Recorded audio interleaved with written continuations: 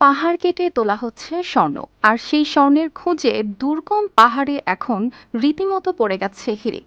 বিশাল excavator দিয়ে একের পর এক পাহাড়ের বুক চিরে বের করা হচ্ছে টনের পর টন মাটি পাথর। সেই মাটির মধ্যেই লুকিয়ে আছে মূল্যবান সোনা, আর তা পেতেই দিনরাত কাজ করছেন হাজার হাজার খনি শ্রমিক।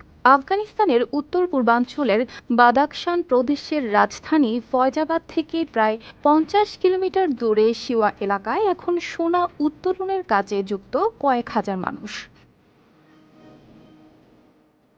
কাজটাও চলছে বেশ বড় পরিসরে। ভারী এক্সকাভেটর দিয়ে পাহাড়ের পর পাহাড় খোঁড়া হচ্ছে, তুলে আনা হচ্ছে বিপুল পরিমাণ মাটি ও পাথর। এরপর সেখান থেকেই আলাদা করা হচ্ছে মূল্যবান সোনা।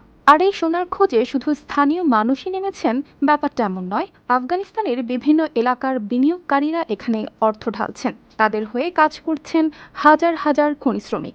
তিব্বত কদুর তেল চুলকে করে শক্ত আর মজবুত, ঠান্ডা মাথায় ভালোবাসার জয়। ফলে একসময় যেখানে মূলত পশুপালন আর চাষাবাদ দেখা যেত, এখন সেখানে চোখে পড়ে খনির বিশাল কর্মযজ্ঞ। কিন্তু প্রশ্ন হচ্ছে, হঠাৎ আফগানিস্তানের সোনা তোলার এত হিড়িক কেন? এর পেছনে বড় একটি কারণ দেশটির বিশাল খনিজ সম্পদ। ২০২১ সালে তালেবান আবার ক্ষমতায় আসার পর এই সম্পদ থেকে রাষ্ট্রীয় আয় বাড়ানোর চেষ্টা শুরু হয়। এরপর থেকেই খনি খাতের কার্যক্রম দ্রুত বাড়তে থাকে।